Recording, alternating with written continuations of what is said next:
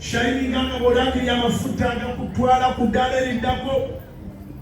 Shininga nga bolangirira amafuta agakutwala ku ddala eriddako.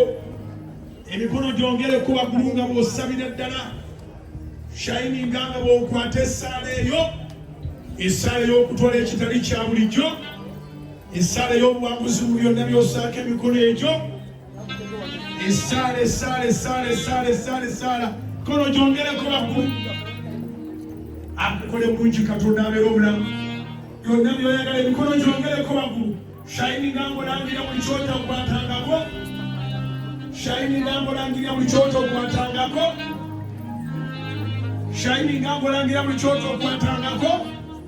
Amafuta agajja gy'oli ng'ate n'ebizibu obyokeza gabeere nga gakutwala ku ddala omulabe kwe yali kulemesa. Kitwale Mukama ab'obusa beera mu mwoyo. Amafuta agaleete gateeke ku ttaka ekimu.